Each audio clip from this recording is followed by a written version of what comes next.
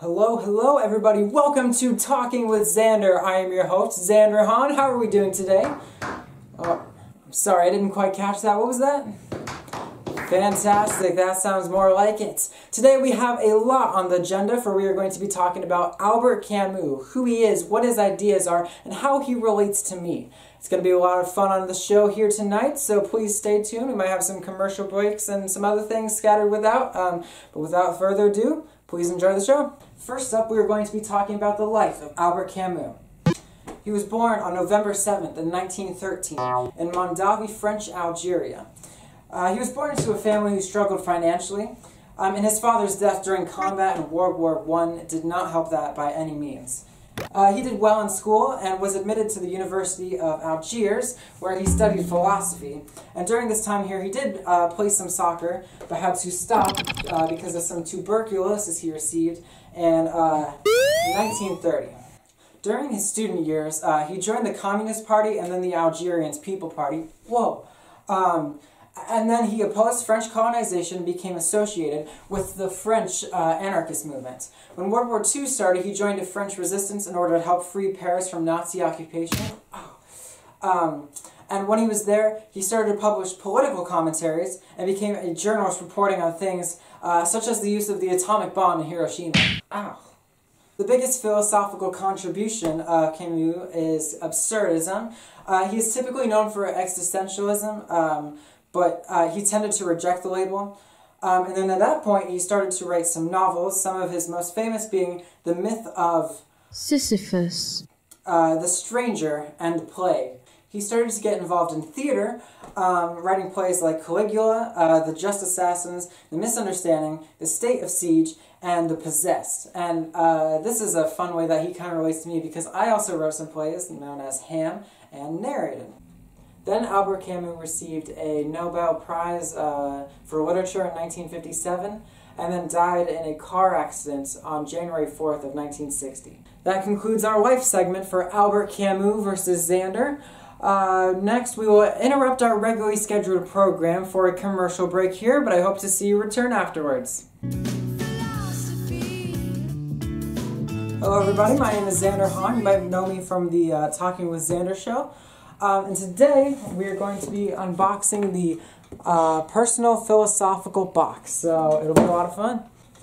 I'm vaguely aware of the Personal Philosophical Box. From my understanding, you take items out of the box that'll be there for you.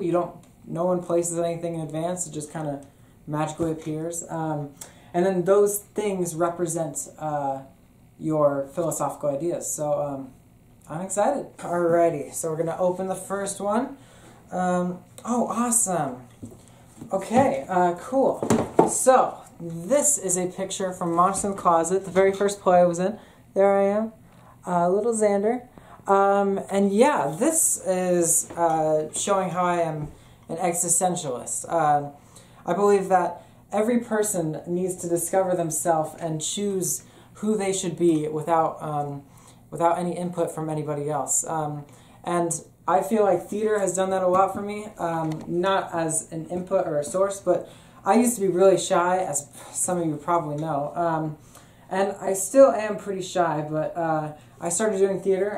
I did Monster in the Closet, and everybody would be like, wow, that was really good. I'm so surprised you're so shy everywhere else. I couldn't believe you do that. And it got me thinking, you know, why am I shy? Why am I not very confident in myself?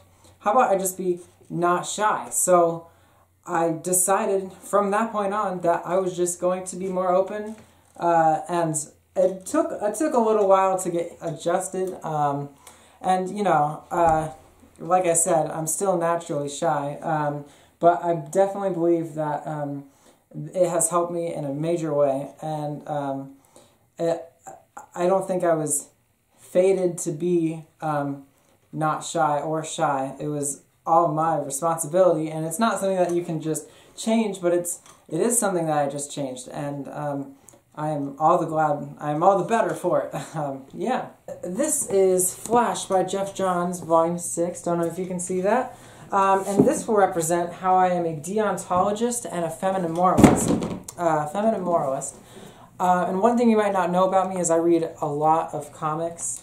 And because I read so many comics, I typically put myself in the mindset of these heroes. So Flash, Captain America, Superman, whatever. I tend to believe that if it is your duty to do something, then you should do it. Even if it doesn't flat out bring happiness, if it's your responsibility to do something, then you should do it. That's kind of what the heroes do a lot. Even if it brings sacrifice or misfortune to them, if it needs to be done, then they will do it, and I like that. And then also, at the same token, I said I was a feminine moralist, and that is true too. I feel like emotion shouldn't 100% sway what your choices are, but I feel like bonds and relationships and connections are super important in life, and you should definitely follow them and follow your heart because, you know, sometimes it's your gut feeling that is the best. Okay, up next we have, cool. So this is a C-3PO Funko Pop figure. I believe he is meant to represent how my being a Democrat. If you don't know who C-3PO is, he is a protocol droid who serves Master Luke and Master Anakin over the years, and he follows orders, and although he is a droid, he is unlike most droids because he respects and takes into consideration everybody. He may not be fans of everybody, but he definitely listens, and I feel like this represents being a Democrat because of the idea of everybody gets a vote, everybody gets a say, everybody's voice is heard, everybody has freedom, and no matter the circumstances or conditions that people may be in, and I like that, and so I think C-3PO is a good representation of that. We have got one more here, so let's open this up. Okay, yeah. So we've got Kung Fu Panda 2, the movie. Okay. This makes perfect sense. So the focus here, we're looking at Kantian Structuralist, and the focus here is Master Shifu right there. Master Shifu is old and wise, not as old as Master Oogway, and probably not as wise as him. I'm more a fan of Master Shifu myself.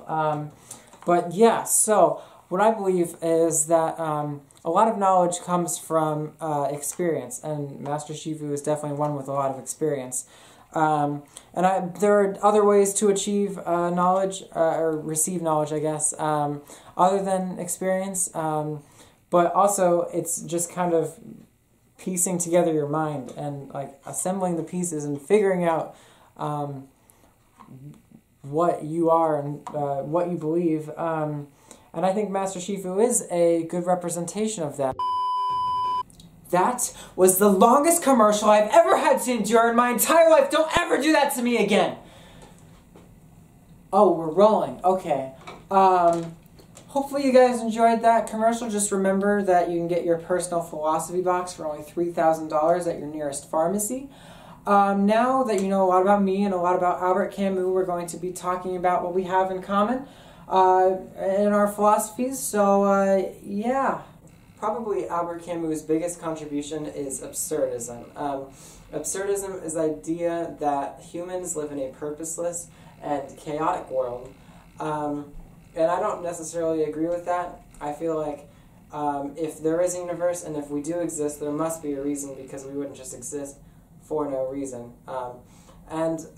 So we don't have that in common. We do have the existentialist in us, both. And another thing we have in common, I was intrigued by the fact that he did a bit of theater. I don't know if he acted at all, but he definitely wrote some plays. I've been acting for 5 years and have already been in 26 plays, so it's definitely my passion. So when I saw that he had some involvement, maybe not a lot, but a decent amount, that intrigued me.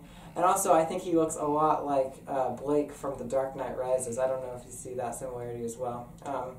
But yeah, that will conclude our show today. Hopefully all of you guys enjoyed, and I will see you on the next episode of Talking with Xander.